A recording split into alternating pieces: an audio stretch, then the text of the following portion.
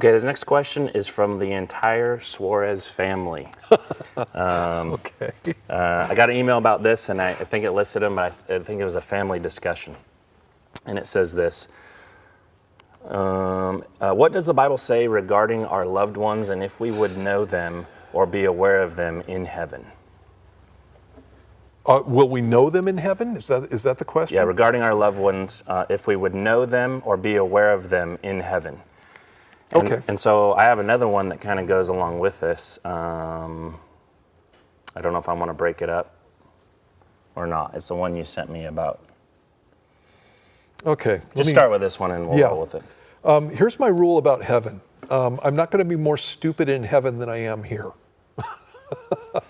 And so when I look at questions like that, I think it's obvious that that's what's going to be taking place. There's a passage in 1 Corinthians in chapter 13 where it talks about what's going to happen when the Lord comes back. It says this, for we know in part and we prophesy in part, but when that which is perfect has come, then that which is in part will be done away. When I was a child, I understood as a child, I thought as a child, but when I became a man, I put away childish things. For now we see in a mirror dimly, but then face to face. Now I know in part, but then I shall know just as I also am known.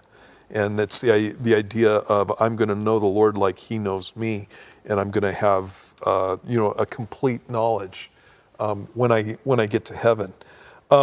When you look at, for example, in Revelation, there is at the very end there's a passage that talks about the New Jerusalem, and one of the things that you have with specifically the New Jerusalem is that you have these gates. And on the gates are written the names of the 12 tribes of Israel. Well, the names of the 12 tribes of Israel come from the 12 sons of Jacob. And so obviously everybody's going to know those guys. You're going to know the name.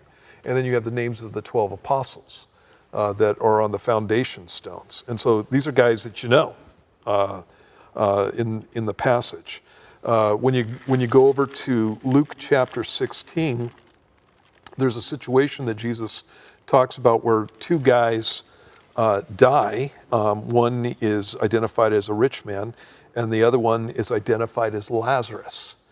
And the rich man, this is a situation that took place before the resurrection, but the rich man is in a place of torment, and he can look across to the place of comfort, and he can see Abraham, and he identifies them as Abraham. And he can see Lazarus, and he knows Lazarus, and he knows his name. And so this is what he says. He cried out, being in torments in Hades, he lifted up his eyes and saw Abraham afar off and Lazarus in his bosom. And so he can see them and he can identify them. And then he cried out and said, Father Abraham, have mercy on me and send Lazarus that he may dip the tip of his finger in water and cool my tongue, for I'm tormented in this flame. And Abraham says, son, remember in your lifetime that you received your good things. He goes on to talk about his brothers in the passage. And he says, then I beg you, therefore, Father, that you would send him to my father's house. So he remembers his father. And for I have 5 brothers, and he remembers those guys, that he may testify to them, lest they also come to this place of torment. Abraham said to him, they have Moses, so he knows Moses, and the prophets. And he knows the prophets. Let them hear them.